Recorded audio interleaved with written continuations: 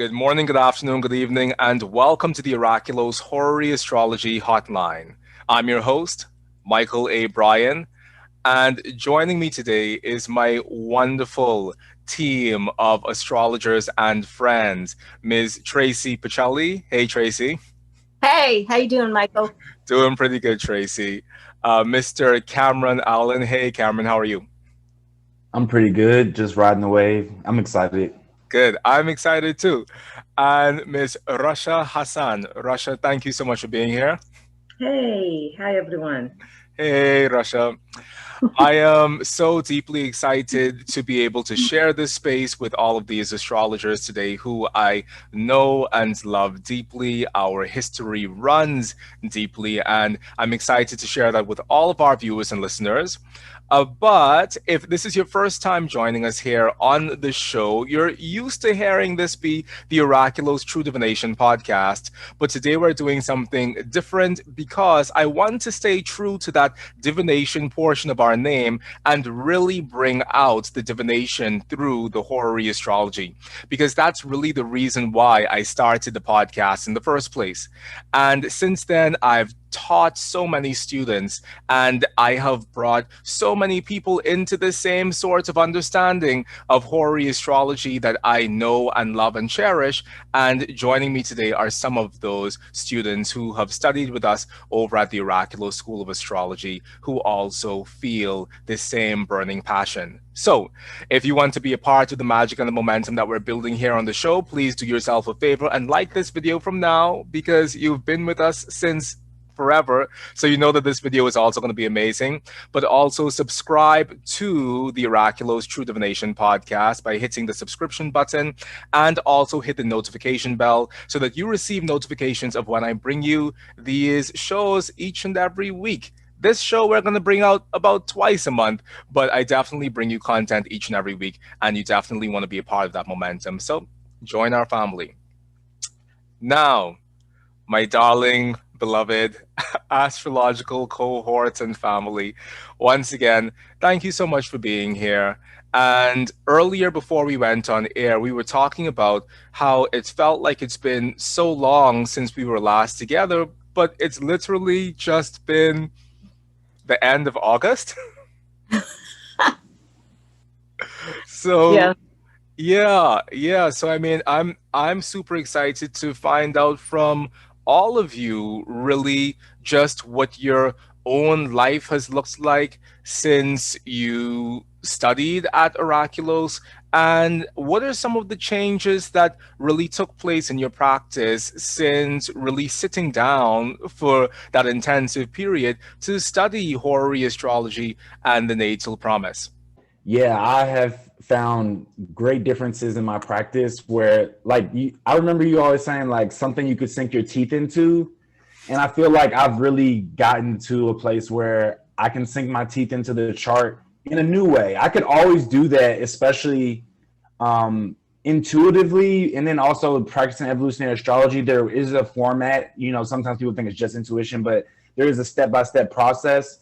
But adding in the process that we were learning has just, everything feels much more tangible and real in that way. And then I've also done horary charts for people, and I haven't necessarily sat down and like done a reading for them, but I like would write down the time and look at the chart, and then I would like call them later and like see how things turned out. And right now I'm 97%, so that's pretty cool. And so I'm excited about that.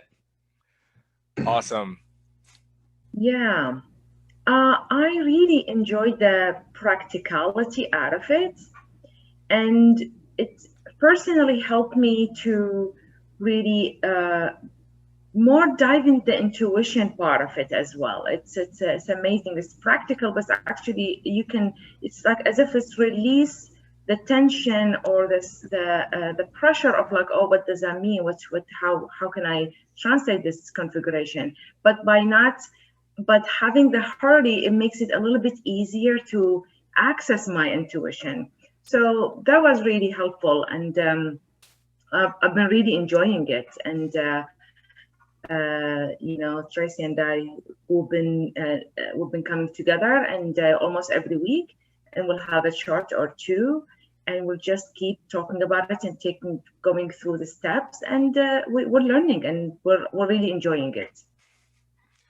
Awesome. And I'm really enthusiastic to hear that you and Tracey have been coming together. So maybe we need to turn that into a thing where we let other people join in on those meetings, because definitely our Oraculos family has grown quite substantially. And I'm sure more and more people want to plug into those meetings. So we should have a conversation about that afterwards.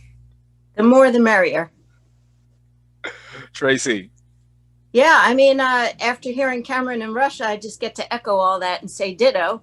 But what I also really love is not having to have a birth time, so that anybody can just come in with a question and then I can just give an answer. And it's just like nuts and bolts clarity.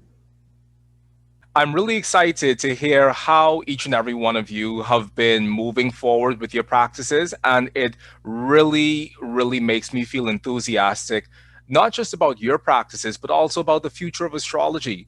Because the main point that I've always tried to share is that the end result of what we're doing isn't this rigorous nuts and bolts sort of thing. You're learning the nuts and bolts, you're learning the framework so that you have the ability for your intuition to unfold, so that you have the ability for your inner self to unfold. And so I really do love that point that Rasha made, that learning the horary, while in the beginning we all know that it's like, oh, what is this? What's going on with my brain? So while that's our experience in the beginning, because you're really having to fit yourself within a very specific framework, once you have that framework, it allows something to naturally flow freely from within you, because you know that you're still moving within the safety and the security of a really sure system. And the certainty of the boundaries of that system allows you to move forward into uncertainty with even greater stability and ease. And that's what I really, really love and appreciate about the horary process. And I'm so happy that you all have taken those skills that you learned at Oraculos and have taken them back into the field of your practice, and just seen how it does bear fruit. Even if you're not having a specifically horary-based practice, it does bear such great fruit. Yeah, that makes a lot of sense. It makes me think of in Kundalini Yoga, because I'm in Kundalini Yoga teacher training, that we always say root to rise. And it's like you can't rise up and if you're not rooted down. So this practice definitely, like, I get that feeling with like the rooting to rise and being able to expand through the structure that you've given us. So I love that. Yeah, it's like my daughter taking acting classes, and she was given all the techniques. So she always has something to fall back on, because there are moments when you can just sort of feel lost and just not in your element. And you have the techniques to always go back to. In choosing to come into a horary astrology training, what was the idea that you had in your mind about what you would get from it? And how was that idea either affirmed or transformed at the end of having gone through our horary astrology intensive? For me, I came for the idea of that would open a window of doing the natal without the pressure of the natal, of like you're talking to another soul. So that pressure of talking to another one, and you might do something, you might say something, it's not resonate with them, or maybe it's not the right time to say that one. So I came with that thinking of like maybe horary will help me to get more confidence in speaking, and take out that pressure of talking to a soul, and instead of talking to it's another deviation of like, let's see how this could work, and it works just beautifully. And I did get more like I start more trusting those symbols, trusting the energy of each one. Of course, with the help of this practicality of like, look at this, we all all know what the planets means. We all know what the signs. We have a lot of information, and it's just put it together in a very simple yet very profound. Yeah, and for me, I heard you talk at, I believe it was Fresh Voices in Astrology. I believe I heard you talk there, and you said a few things that really stood out to me, and also the way that I could digest your information. I just knew I just had to be a student. So like, it didn't matter if it was horary, it didn't matter if it was Renaissance, and these are things that I've looked at all of them, and I practiced, like I said, evolutionary, medical, and I started getting more into like Hellenistic techniques. So I just wanted to, and then you define Renaissance, I'm pretty sure. I think you defined Renaissance, and it was just like, it landed on me, and I was like, yes, like I want that, like medical, this, that. And I'm like, yoga, everything. Like I want to bring it all in to become more of a Renaissance person, or like in this day and age where it seems like we're having a Renaissance, like I want to be a part of that. And it felt like you had some essence that I felt like I could add in. And I was just excited because I don't often desire to learn directly from people. So I was just happy to find another teacher. So that's why I came in. And so, yeah, I didn't really have any preconceived notions or expectations with horary, but I learned a lot. And yeah, like I can sink my teeth into things way more now. So that's what I got from it for sure. Yeah, and for me, I would say it was just very synchronistic, because I was a Hellenistic astrologer, and then I really wanted to learn horary. I'd heard about it, and I wanted a teacher to come in, and I didn't know who that was going to be. And I just came upon you and your podcast, and you're a Taurus and I'm a Taurus, and I loved your style of teaching. Like I could just tell it was going to resonate for me. So it was kind of like just when the pupil was ready, the teacher came. Well, once again, I'm really super thrilled and humbled and honored to hear what all of your paths to Oraculos has been, but tapping into something that Cameron said regarding this concept of being a Renaissance practitioner. Yes, we know that we have so much valuable information coming to us out of our ancient astrological roots and heritage. And it's so much copious work that's being done to revive really true ancient astrology, Hellenistic astrology, medieval astrology, straight down the line. Something very interesting happened within the Renaissance. And I don't know if it's something that I personally romanticized within myself and I'm making it out to be better than it was. But something really magical happened in the Renaissance, where you had astrologers like William Lilly and John Gadbury and William Thrasher and Claude Dario and William Ramsey and all of these amazing astrologers who they had access to the books that they had access to, and they wanted to make it more contemporary. They wanted to streamline the information. So they took the Al-Birunis and they took the Ptolemies and they took the Abu Mashars and they took the Al-Kindis, and they really codified it in a way that made it truly Western. And that's been my experience, having access to that medieval literature, but also having access to the Renaissance astrology literature.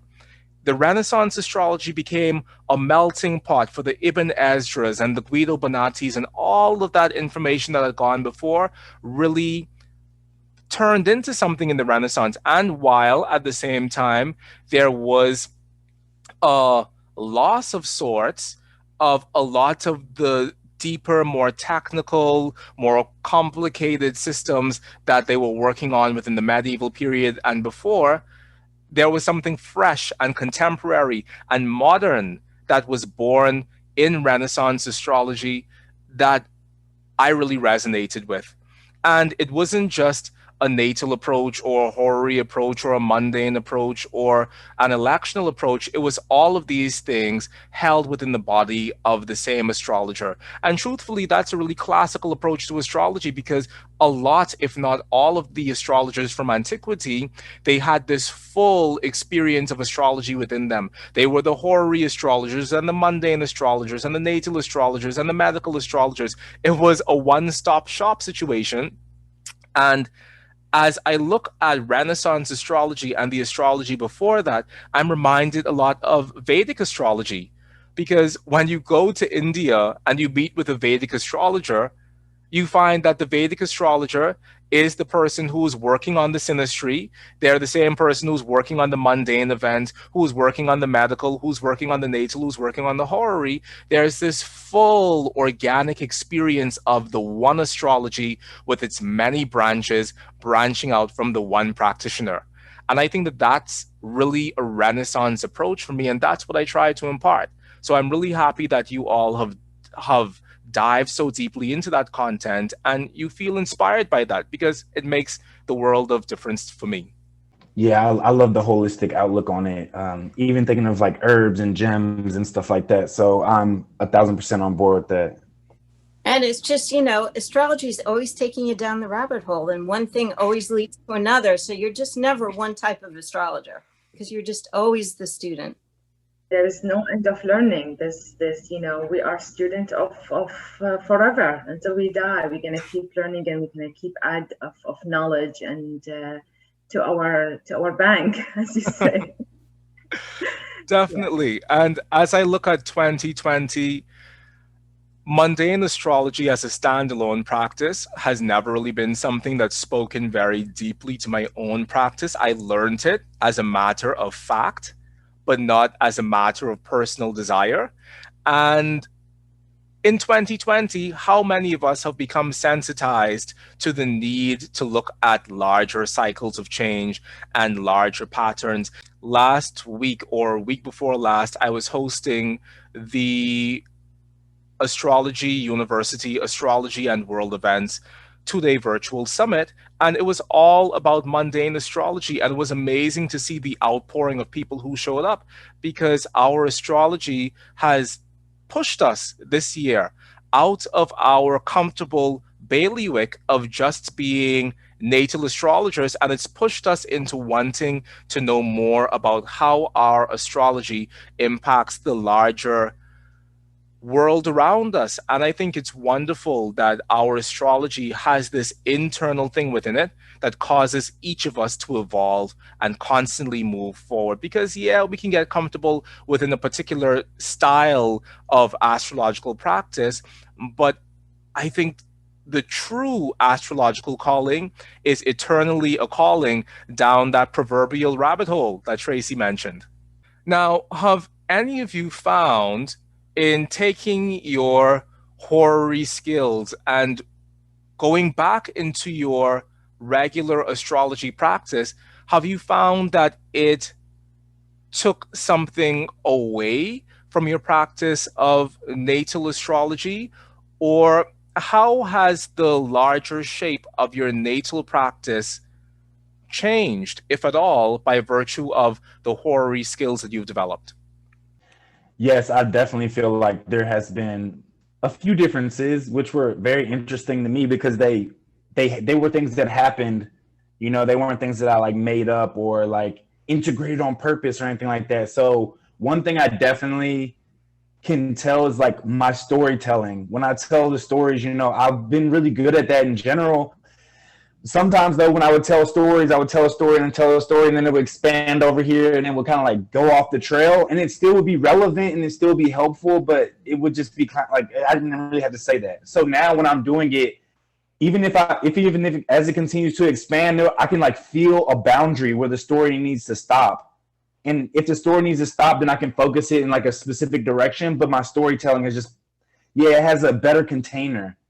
And then also something I've been experiencing is with the terms and people's ascendants. Like that has helped me so much. It's helped me so much. And then I even was doing, because I was doing a meditation on the terms, and it was and I don't necessarily say this in a reading, obviously, because I changed my wording, but I've realized that some people, I look at it as like some people are yes people and some people are no people. So when people have the malefics on the ascendant, I have found that I have leaned towards telling those people like say no, create more boundaries, like those kind of things. And then people with the benefics on the ascendant, it's like they have more giving and loving qualities. And sometimes I have to tell them to say no because they have those. But it tends towards like the way I look at it in my mind right now as I'm experiencing it is that, yeah, some people create by building and some people create by destroying. And based off of where that term is, I'm finding a pattern of, yeah, people creating or destroying by saying yes and no, or negating things and getting rid of things, or adding things. So that's been interesting. And I'm still attuning to that, but that's something I never thought that would come up. So that's been really cool.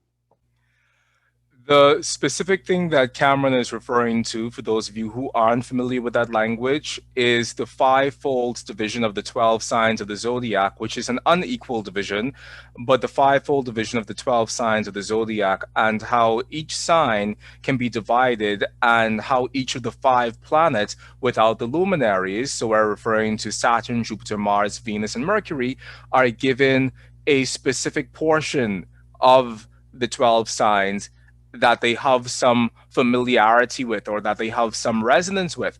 So the thing that Cameron is referring to is something that wasn't even supposed to be a part of our Horary Astrology Intensive. It was me explaining a concept.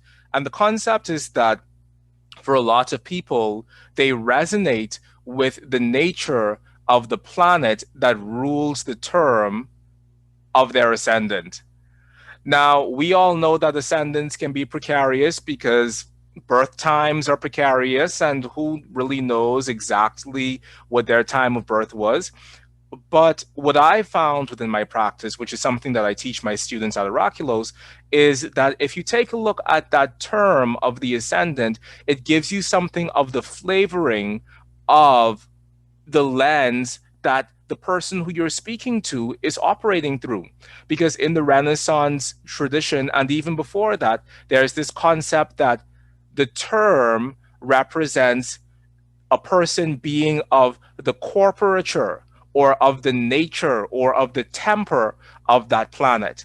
And so if you have Saturn rising, in terms of you have the portion of a sign ruled by Saturn rising, then yes, that sign may still be ruled by Jupiter, but it's going to be a Jupiter sign with a slight Saturnian overlay. And we find that it works. And I'm happy to see that Cameron has taken that into his work and also proved through your own practice that yes, it does indeed work. Yeah, that's affected me too. I mean, I find myself saying to a client, you are a Venus-y Venus. And it really does add that extra layer. And I also found that it's like now the way I enter a chart has been completely transformed, because I'm really looking so much more at the ascendant than I ever did before. The planets in the ascendant, what's aspecting the ascendant, where the ruler and what's aspecting the ruler. And I'm just spending like a great deal more of time there. And what I've also really noticed is just that I feel like I'm getting more nuanced, because in Hellenistic astrology, I tended to sort of dwell on the black and white of things, whether stuff was good or whether stuff was bad. And in Horary, also, it's more of an extreme dramatic symbolism of what's going on. But now I find that in the natal charts, I'm nuancing, and that I'm just not, this is good or this is bad, but I'm just taking so many more things into account, and also using those outer planets, which I wasn't really doing before, and now I really am. And it's really just, instead of the black and white of it all, it's just complexities. Now, that's an interesting thing that you bring up, Tracey, because I feel as if when a lot of people look at horary astrology, they get 2 thoughts. And the one thought is that it's a black and white subject. And the second thought is that it's a standalone practice. And my personal persuasion and my personal mission through my teaching style has been to teach people horary astrology as a very practical way of entering astrology. But that doesn't mean that I assume that people are going to leave with a roving horary astrology practice. And recently, there's been a lot of criticism, I dare say, around this particular emphasis of mine that learning horary astrology first is a really practical and tangible thing to do. But it isn't that horary astrology is the final destination. That's never ever been my assertion, that you learn horary astrology and you stick there. Because as we look to our ancestors in astrology, no one ever learned horary astrology and just stuck there. Horary astrology was a part of a larger astrological understanding that made you a better astrologer across the various fields of astrological practice. And so for me, horary astrology has never been the final destination. Horary astrology is a means to an end. It's a way of assisting you to create a sense of specificity surrounding the very specific language that you're speaking, or surrounding the very specific things that you're going to say to a person. It creates a very good framework for that information, and it allows you to be a better natal astrologer. And truthfully, for me, my client practice really revolves heavily. 90% of my client work is proper natal astrology. So it's not that I'm out here trying to teach you horary astrology to send you all in the horary direction while I take all of the natal clients. That's not the point. The point is that when I enter my natal astrology practice, I enter it with this understanding and this sensitivity and this ability to hold information that I learned through the safety net that horary astrology provides.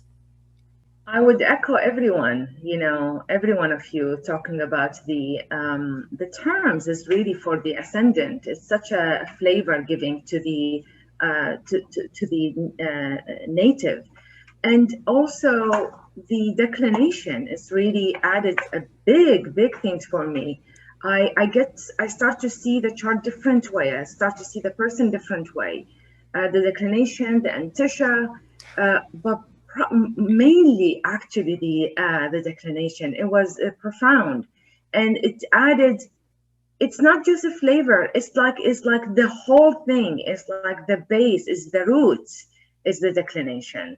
So I feel more grounded actually when I check those the antisha, the declination. I feel more grounded giving the reading. I know that this is in the background, this is the base, this is the root.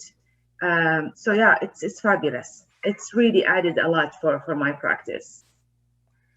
I even forgot that I taught you all about declination, and I forgot that I taught you all about antisha and contra antisha. And hearing you say that, it brings back very fond memories, because one, we had a good time in the beginning. The first couple of classes, it was like, oh my God, what's going on? It was really like trying to organize a field of chaos and trying to bring everything into a cohesive thing. But I think by the time as we reached that fifth class, it just began to flow. And I was like, okay, I can interact with this information in a really nice sort of way.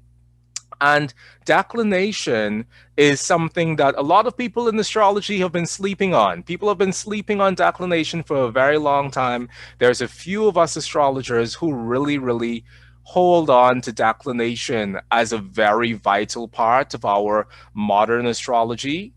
And it's something that we find happening in the early 20th century. People were really digging into declination, and even before that. But for some reason, it kind of went underground. But I tell you, those declinations are really a vital piece in your astrological understanding, not just of a horary chart, but of yourself and of your natal experience. So, one of the homework assignments that I give to all of my students after teaching declination is, hey, now that you know how to find the parallels and the contraparallels, go to your own chart, look at your own chart and see, do you have anything that's parallel? Do you have anything that's contraparallel? And how does that augment or add to your understanding of who it is you are? And the same thing goes for the Antisha and the Contra Antisha, which a lot of people struggle with. But I think when we streamline our understanding of, okay, how should I understand a contra parallel? How should I understand a parallel? How should I understand Antisha? How should I understand contra Antisha?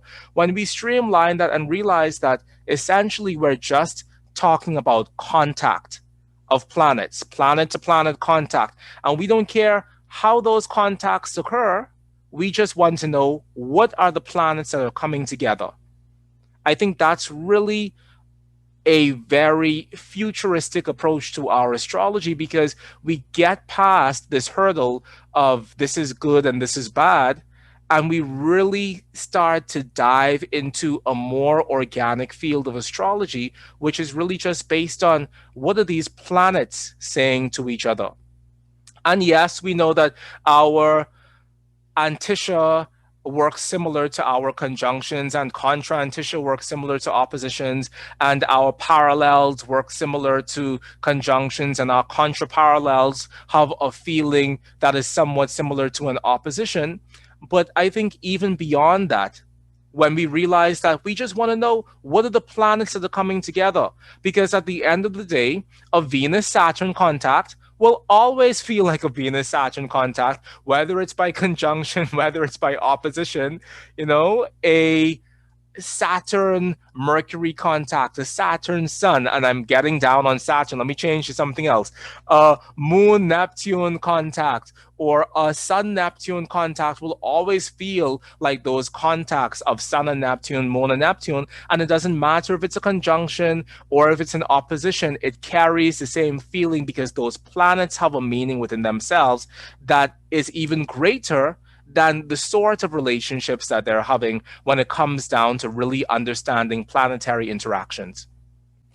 Yeah, and it just acts as confirmation of stuff you're already seeing in the chart too. Definitely. And at the end of the day, why wouldn't we want to find more information in our charts? And it's not even like we're introducing something that's radically modern. We're introducing very old concepts. Declination is as old as the hills. It's a part of a natural observation-based approach to astrology. Antisha and contra Antisha is one of the oldest forms of astrology. So it's not that we're adding information or that we're adding information that is modern or that is irrelevant. We're drawing on very old concepts and applying them in a rigorously practical way and getting really good results from them. I want to add one thing. One day in the class, you said it doesn't matter what type of divination you're going to choose, whether it's tarot or it's horary. It's our way to connect with the energy, with the divine, to get an answer, to have more a divine answer, to understand why we're asking it, what's happening with it. And it's really work. I'm not a tarot person. I never really studied it as well. And this is just like, it feels like the same way. So yeah, I really like it. Definitely. I think that when it comes to horary as a divinational practice and just our entire approach to astrology as a divinational practice, it moves us out of a very fixed framework of how we get information. And it broadens our ability to receive that information. And at the same time, it's a language.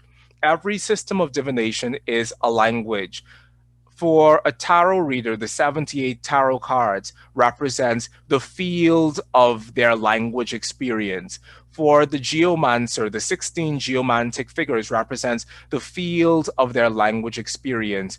And for the horary astrologer or the astrologer in general, because truthfully, at the end of the day, my master plan, my hidden agenda, which I probably shouldn't say because now it goes out of hiding, but my hidden agenda is that we drop these titles of horary astrologer, natal astrologer, this astrologer, hoo-ha astrologer, that we drop these titles and we just step forward into a more robust understanding of what it means to be an astrologer in general. So, in dropping the term horary astrology for just long enough to explain this concept, as astrologers, our field of a language experience is the ambient sky all around us. It is the stars, it is the planets, it's the relationships that they have with each other. And truthfully, our only goal is to become better at understanding that language. And for me, insofar as moving into astrology via one framework, and once again, I really want to take off some of the heat that has been gathering around this concept. And I really want to say that it's not saying that horary astrology is the only approach to the heart of astrology. We practice a holographic astrology. And what practicing a holographic astrology means is that no matter which way you flip it and reverse it, no matter how you cut it down the center, cut it from the side, cut it through the middle, no matter how you look at your astrology, it will always carry the fullness of the entire field. And that's what the holograph is. You can cut down the most minutest segment of a holograph, and that minutest segment still has the entire image of the entire holographic field. So, at the end of the day, the point is that entering your astrological practice via this lens of horary astrology, it is one way to do it. It is a practical way that I've found to do it because it orients you, the astrologer, to asking specific questions of the moment and to asking specific questions of the chart. Any chart, whether it's a mundane chart or a medical chart or a natal chart or whatever chart, it orients you to asking specific questions. And if you've ever lived with a 3-year-old, you know that questions create more questions, which create more questions. And before you know it, you've gone down a rabbit hole that is completely question-oriented. And for me, that's what turns me on in my astrology, that through asking one question of a chart, the natural next question that arises is why? Why is this way? If I see someone's second house looking a particular way, why is it that way? Why does it have to be that way? And this question of why allows us to go deeper and deeper and deeper into the heart of the chart, that just poking around without having that sense of direction doesn't really allow us. There's an astrologer by the name of Robert Corey, who I think is a brilliant astrologer, and he too is a meat and potatoes sort of astrologer. And he said something once that I really appreciated him saying, which is that it's not that the chart has too little information, it's that a chart has too much information. And that's why for so many of us, it becomes an overwhelming thing to actually begin reading a chart, because where do we start? How do we enter the landscape of this celestial field of information? How do we begin by diving into this experience? And the horary experience doesn't take away and it doesn't detract from this landscape, from the full smorgasbord of astrology, but it allows you to move through the chart and eat your food and eat the information bit by bit by bit by bit until you've eaten the entire table. And that for me is a really important thing, that we just have a means of approaching the information.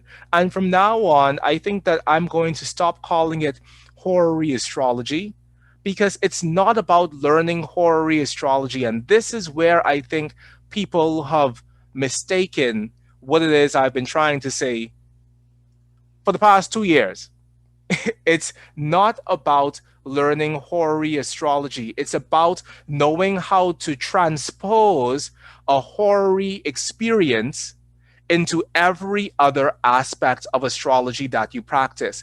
Can you create a horary experience within your approach to natal astrology? Because if you can create a question-based experience within your approach to natal astrology, you will have clearer questions to ask a person's natal chart, and you'll also be able to get clearer answers.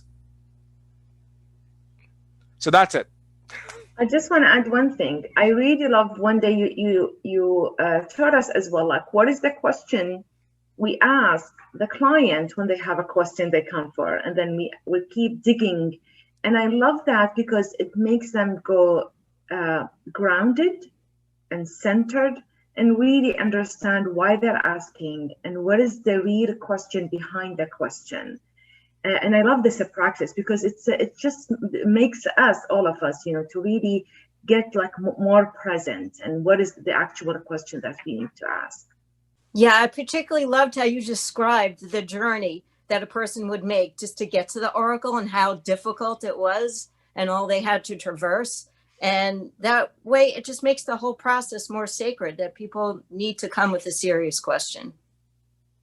Yeah, I just find like it feels like everything has been distilled, so I'm getting the finer essence of everything. So the questions that I'm asking of the person, of the native in the chart, feel more distilled. What they're reflecting to me feels more distilled. And then like the experience between both of us feels like the essence of what they were actually seeking, even if the question was not as potent when we first got there and my understanding wasn't potent. But when we both leave, we know we have like, the essential oil or the essence in the aromatherapy. It just feels like that, like for me, so those were all beautiful reflections. And something that is beautiful about astrology is that it gives us the ability to get very clear information. But what we should all really observe within our practice is that if it is we're getting clear information, it's because at some level within ourselves, consciously or subconsciously, we've made a request. Or at some level within ourselves, we've essentially asked a question. When the humanistic astrologer or the evolutionary astrologer or the psychological astrologer goes to a chart and asks, who is this person? What is this person's personality like? What is this person's fundamental psychological makeup like? That is a question. That is a question. And we tend to not think about it in this way. But if we realize that all we're fundamentally doing is asking questions, then that already creates a greater sense of stability within our practice, because once again, it pulls us away from this feeling that we're poking around in the dark. And it gives us a very clear sense of what is the question I'm asking of this chart. And even if we're giving someone a natal reading without having any information from them at all, or without having any question that they may have at all, and we're giving a quote unquote blind reading, which is something that I'm very passionate about. I'm all about blind reading a person's chart, because I feel as if we are to say that there's any validity within our astrology at all, we should be able to sit with a chart and just read the chart without having any background information, which I also have to make a disclaimer to. I'm not saying that this is the only way to interact with astrology. Surely within my client practice, it's not the only way that I interact with astrology. But it's a vital way of interacting with astrology, because every astrologer should know how to read a chart by itself, without any background information, without knowing about a person's socioeconomic background. You should just know how to read a chart, which isn't a moral or an ethical argument, because we're not saying that, oh, do this every time that you consult with a person, because counseling is one skill. But knowing how to read the chart is another skill entirely. And knowing how to practice astrological counseling is still yet another skill, which is probably a topic for a different show. But anyway, the entire point of what I'm saying is that when we read a chart, whether consciously or subconsciously, we're asking questions as we move through the chart. And the 21st century has really isolated itself around one question, which is, who is this person? What's their personality like? What's their love language? Like, these are the very personality, psychology based questions that the 21st century practitioner of astrology focuses on. And these are valid questions because guess what? They are questions and they are existential life questions. So fine, if you want to practice psychological astrology and focus specifically on this question of what is my psychological makeup through the lens of astrology and how does my psychological makeup impact how I interact with the environment, then that's completely wonderful because it's still rooted within the heart of a question. And that's pretty much all I have to say about that. If we move beyond that and ask, okay, how is this person stepping forward psychologically this year? Then maybe you're going to look at their secondary progress chart. Maybe you're going to take a look at their solar return chart, but it's still based on the question. How is this person thriving financially this year? Maybe you're going to look at their solar return chart. Maybe you're going to look at their transits. Maybe you're going to look at various components of their chart as you move that chart through time, but that's still a question. Will I move this year? Is this year a good year to relocate? That is still a question. And so if we understand that there is something very sacred about the exchange of a question between a client and the astrologer, or even within your own self as the astrologer, knowing that these are the questions that I want to ask each and every time I look at a natal chart, then it gives you a very clear sense of direction and the center of gravity. And it doesn't matter how far away from that you wander, it always has this honing device that brings you back home to the chart and to the specific thing you're trying to answer. Rasha, when we were in class, you mentioned something very interesting about where you're from and people's relationship to not just their birth time, but also even their date of birth. Can you tell us a little bit about that, please? Yeah, so where I came from, there are a lot of people who does not, it's not written the time of their birth and their certification of their birth certification. And a few families and moms would remember the time really. And, it's always off. Like, it's always like 5 or 10 minutes off, and you keep like trying to see which one is the right one. But the older generation, they don't even know the date of their birth. I mean, not all, but there's a lot of them they don't. And I always feel like, oh, I can't really help them with the skills that I have as an astrologer. But having the ability to cast a chart as a Horary astrology, it's really helpful, and I feel I can help them despite that they don't know the time of their birth, so the time or the day. So it's really helpful. I like it. In the Caribbean as well, you would be hard pressed to find a lot of people who know their exact times of birth. And I know that in the state of California, and I think I may have mentioned this to you all, in the state of California, I think that in certain parts of California, it's mandatory that the exact time of birth be written down, because California has always been on the cutting edge and California has always known what's up. So yeah, in different parts of the world, it's mandatory. I think in France as well, it's mandatory that you have the exact time of birth, but there are parts of the world where it's not important. I have many friends who are from Israel and who have said to me, Israeli people don't really care about their time of birth. And it's the same thing in the Bahamas. It's the same thing in Jamaica. It's the same thing in Cuba. It's a thing, really. So how do we help people with our divinational practice who don't have a birth time.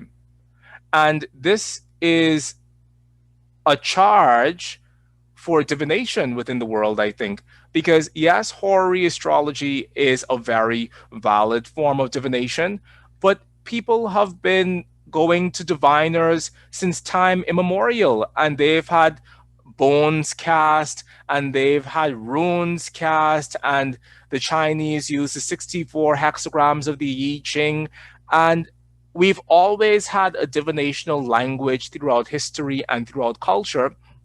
So another thing that I think is really a good skill set for an astrologer to have is another branch of a divinational practice that they practice. And now I can already feel that I'm going to get rocks thrown at me because I'm absolutely saying something that is intrinsically blasphemous. But I was interviewing Stephen Skinner the other day, and Stephen Skinner has done the lion's share in terms of contemporizing geomancy. And geomancy is the divination of the earth. And in a geomantic reading, you create a line of dots essentially, and 16 lines of dots, and then you count up which ones are even and which ones are odd, and then you end up making a geomantic figure out of it, which looks pretty similar to the hexagram within the I Ching for the people who practice I Ching divination. But when we look back in the medieval writings of astrologers, when we look into the Renaissance writings of astrologers, we find that they also were practicing geomancy. And when I discovered this eons ago, it seems, because I practice Kabbalistic tarot, and Kabbalistic tarot has been codified within the Hermetic Order of the Golden Dawn, and the Golden Dawn also had a geomantic branch to what they did. So when I came into this understanding of the geomantic relationship to astrology, it just made the most sense, because the geomancer was the astrologer was the geomancer. And as a matter of fact, something that I discovered very recently about a medieval astrologer who I love to this day is that Abraham ibn Ezra, who wrote copiously on the subject of astrology, all branches of astrology, also did geomancy. And in Stephen Skinner's book on geomancy are charts that were drawn by Ibn Ezra from the medieval period. So what I think the astrologer of today should consider, if you really want to pick up this mantle of being a Renaissance astrologer, and by Renaissance, I'm not referring to the 16th century, the 17th century. I'm not referring to a period of time. I'm referring to an internal feeling, to an internal attitude towards astrology. If you're really wanting to step forward and be on the cutting edge or practice a Renaissance approach to astrology, you should consider diversifying the tools that you have. Maybe that means learn how to practice geomancy, because it's directly related to astrology. There's also an astrological geomancy. Learn how to practice the Kabbalistic tarot, because the Kabbalistic tarot is completely built in the image of classical astrology. So pick up another divinational tool so that you can assist someone. If you don't know horary astrology, and you're not even wanting to know horary astrology, but you know natal astrology, and you want to have something else to augment your education, learn another system of divination. Learn I Ching, learn runes, learn tarot, learn Ifa, learn geomancy, learn chiromancy, learn how to read palms. But diversify your skill set, because it allows your brain to grow. And when your brain grows, what happens inside of you is that you're able to create links between information that wasn't available to you before. And I just love the magic of that learning something about geomancy makes me a better astrologer, or learning something about the Kabbalistic tarot makes me a better astrologer, or learning something about poetry makes me a better astrologer, learning something about herbs or medicine or politics or anything you do adds to your understanding of astrology. So go and learn something new. I'm a fantasy author, and I just find out that like imagination is the cousin to intuition, and that also just opens everything up too. And I find myself using astrology too as I develop my characters. It informs my characters and my imagination, so it just all plays into each other. I love that. Yeah. And also, I would say for people who are trying to dig into their roots and their culture and their DNA and the heritage that they exist within, that exists within them, you know, going out and getting another divination tool can be a way of liberation from like oppression as well. Like, I know someone was teaching me how to read just a cola nut, you know, and which is a plant, it's just a cola nut, you know, and you just read based off of that. And that just did something for me and opened something up in me. So open invitation for people to look at it from that perspective as well. I thought he said colon nut. Colon, as in your colon? Yes. Like that sounds painful. But that is interesting, Cameron.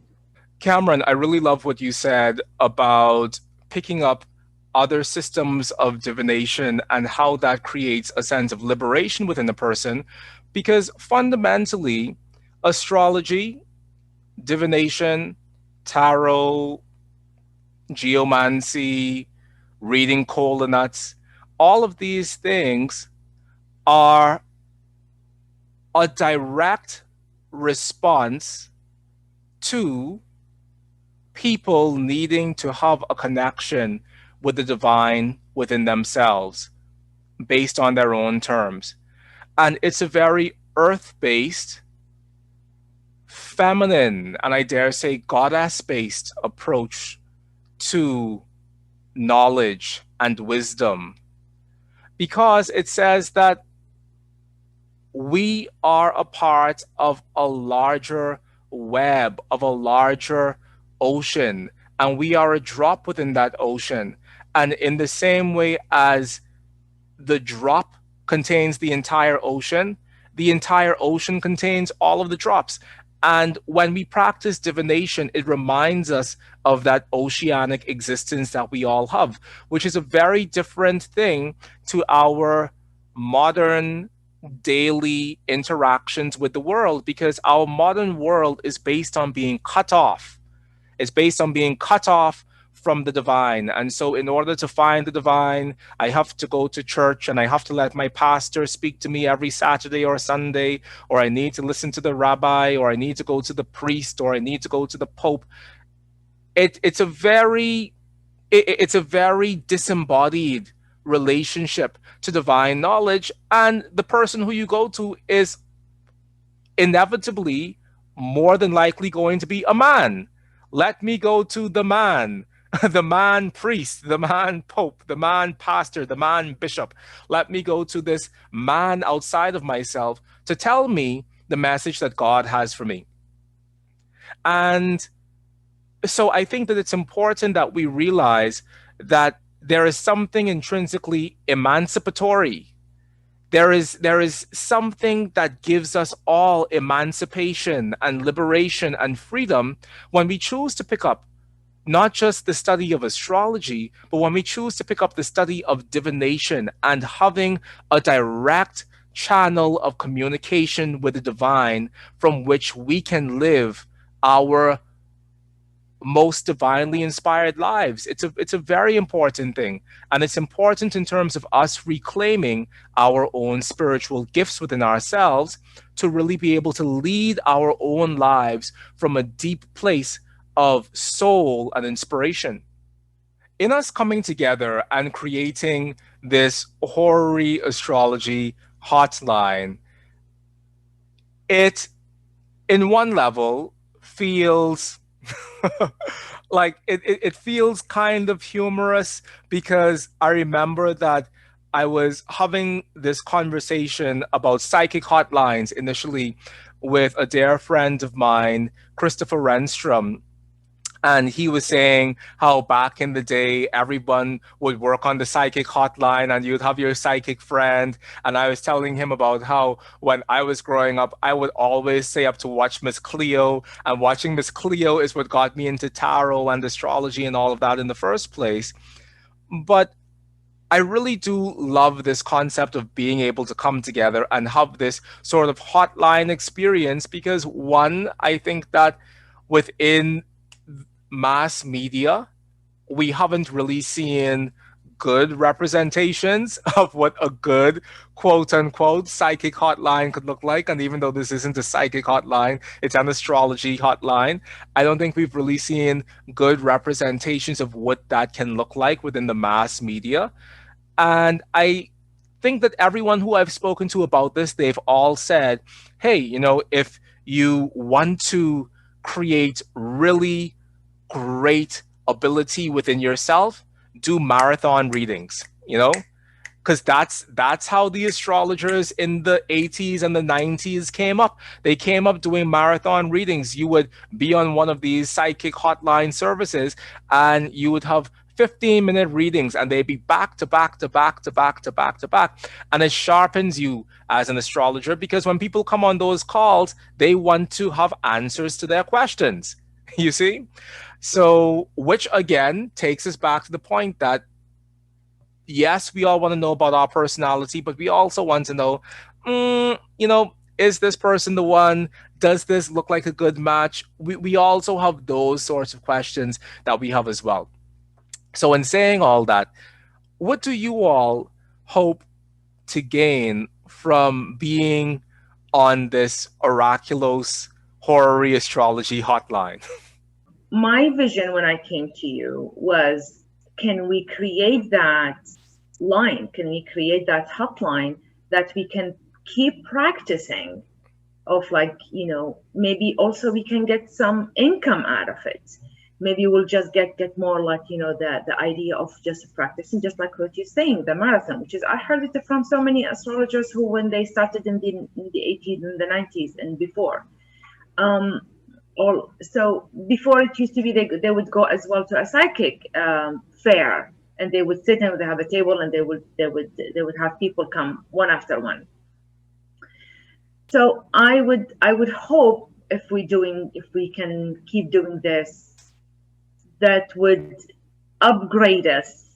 Maybe we can do and create that hotline. Maybe we can have a website with the people who are your student, who studied with you. We love working with you and we know each other, and we put all of us in one site, and people can call us, and that would be like a 15 minutes, 20 minutes, whatever we would decide.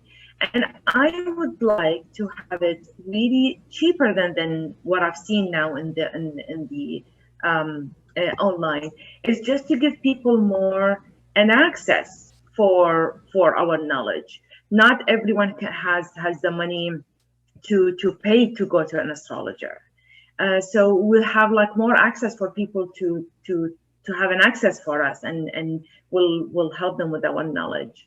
That's what's my really hope with the hotline. And I know this is the first step for us to really sharpen our knowledge and sharpen our skills with all of you guys, and then we would be ready to do the bigger step. Yes. Well, Rasha, let me tell you that this entire coming together is really chiefly inspired by you, because because for a long time I had played around with the concept of having a virtual astrological fair or a virtual astrological marathon hotline, whatever. The name evaded me at the time. But when you sent me that email, it reminded me that I had said to Christopher that, hey, this is a thing that I really want to do. And you've been so persistent, Rasha. You've been so persistent at just making sure that this happened.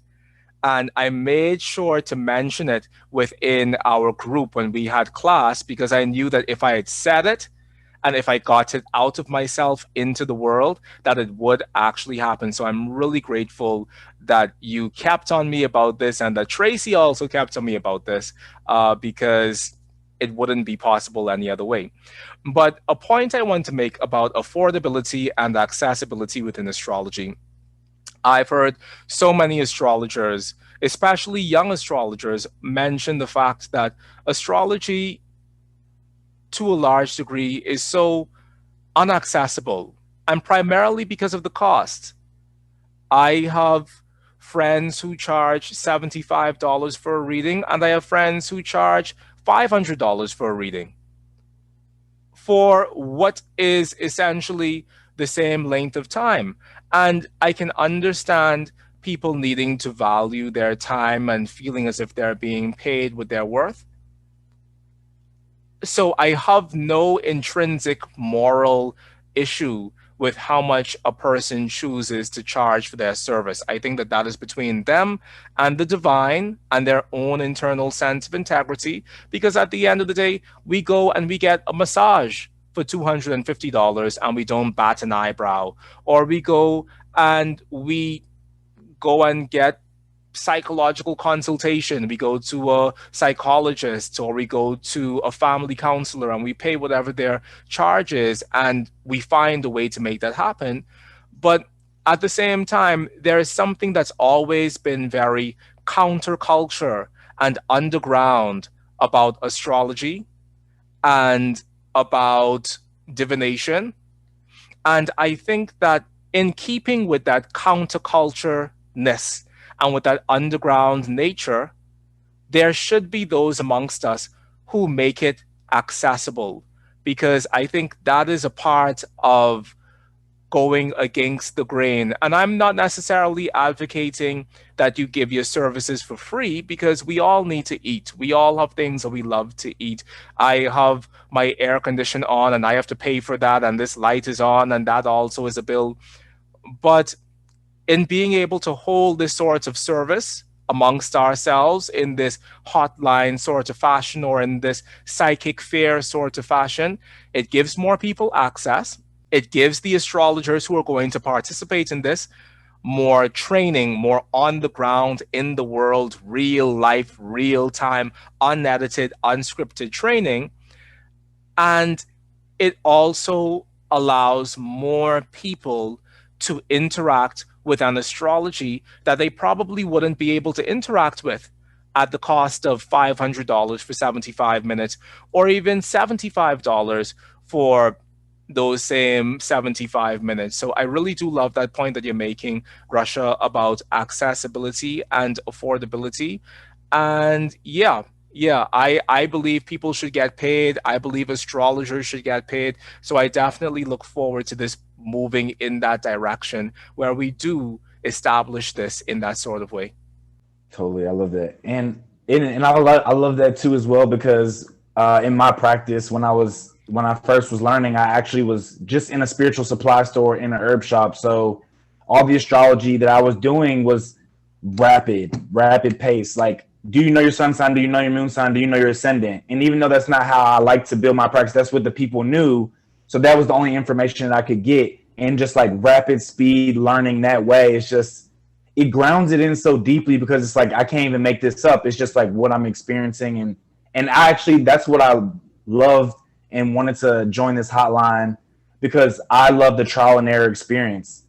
I love having my own perspective and seeing how I'm incorrect and how I am correct, so that I can become more helpful to everyone around me and to myself. I always say understanding breeds peace. And the more that I can engage with the information, the more that I can understand, and the more that I can bring other people peace with my astrology. So that's my vision, to cultivate more understanding as we go. And I just love everybody here so much. I'm really a picky person. So like, for me to say that, it makes me happy. So that's why I'm here. Well, we definitely all love you as well, Cameron, and we have a good thing going on here. And I've always felt that way. And I think the sort of people who we attract to Oraculos are people who don't have anything to prove, you know? And I've always loved that. When I owned a yoga studio, it was the exact same thing. The people who came in weren't the people who were dressed in a particular brand from head to toe, but they were just people who had a passion for what they were doing. They didn't care about any of the titles or the names or the associations. It was just people practicing a practice that they love. And I think that that already sets you up to have a far less stressful experience, because we're not here to prove anything. We're all here as students of astrology, people who love astrology. Fortunately for you all, I'm not a very big name within astrology at the moment. So we're really friends amongst friends. And I never want that energy to change. I want us all to be able to come here, plug in, have fun, read a lot of charts, but just grow from that experience with each other and with the communities that we're going to be serving. Yeah, I mean, I just think there's a lot of love to go around here. And love working with all of you too. And Rasha, like, way to go. I mean, this was such an incredibly inspired idea. Like, you should work in advertising, because it Horary Hotline, it couldn't pop more. But what I think is the potential in all of this is the fact that it could really get to the mainstream public. And in doing so, it can just bring astrology into a good light, because there's still so many detractors out there that are all the time trying to shoot it down. So if they can see just, how this whole process works, and I just think it just lends so much more credibility to what we're all doing, and how we're basically really just all in this together and trying to help people have better lives. Definitely, Tracy. And as I think about it, I don't think that I've ever seen a Horary Astrology Hotline or anything of this nature for a very long time. And I remember going to Watkins bookstore in London, which is one of the greatest metaphysical bookstores in the world, actually. And I loved the fact that they had an astrologer working in there who was seeing people 15 minutes after 15 minutes. It was just completely this rapid turnaround, and it makes you so good. It makes you so good. And I've always felt that way, which is why I've tried to demonstrate the blind chart readings or the rapid analysis as often as I can, because it keeps you on your toes and it makes you a great astrologer. And the greatest astrologers who I know today are the astrologers who have come up through their astrological practice in the same sort of way. And I'm deeply humbled to know those people. And some of those people are people who aren't world famous astrologers. And possibly they haven't become world famous astrologers because they've spent the past 30 or 40 years with their nose to the ground, just practicing their astrology and just helping people and just doing the work. And so I'm very grateful and very inspired to be here with all of you to do the work in the months ahead. And I can't wait to see what magic we create together. Woohoo! It really is magic. That's how I look at it. MAGICK. It's really my pleasure, and I'm so moved. I'm so glad I contacted you, and I'm so glad I get to know you all. And it's really heart fulfilling. So look forward to it. So I'm grateful that I'm with you all. Yeah, I'm excited about it because, yeah, I just love being a student always. So that's my thing, being a student always. So I'm just excited about it. Yeah. Awesome, everyone. Well, I have had such an amazing experience being able to plug back into the space with you all today. As you all know, I love each and every one of you from the bottom of my heart. And that also goes to my greater body of students over at the Oraculos School of Astrology. And to our listeners and viewers out there, I know that this is something new that we haven't done before, and we're going to be doing more new things that we haven't done before in the coming months ahead. I have received your love, I received your appreciation, I received your encouragement, but most importantly, I received your support. So thank you so much for continuously coming and plugging into this virtual astrological living room with me and with my guests and with my students and with all of us here, because we are all in this together in honor of this singular astrology that has unified all of us, and this singular astrology that has held each and every one of us, especially through times like this. So until next time, everyone, I am Mychal Bryan from the Oraculos School of Astrology, and these are my wonderful students and friends, Ms. Tracey Pacelli, Mr. Cameron Allen, Ms. Rasha Hasan. We leave you in love and peace and hope until we meet again. Bye-bye. Peace. So fun. Bye. So fun. You may now go back to your regularly scheduled program. Bye, everyone. Everyone, this was great. 12 o'clock on the dot. It was fun. That was so good. I love that. That It was was great. more organic than organic can be too. So that was beautiful. Awesome. Sunday is a sovereign person, which means you have like all the gifts of the other days as well. So yeah, that's what I've been doing on Lucky Sundays. you. Yeah, and I've been taking the oil of gold on those Sundays too, multiple times a day, and that's been illuminating. So it's been great. Oh my God, I would love to hear about it later. That sounds like a very Leo thing to say and think and do, that all of the gifts of all the other days are combined in Sunday.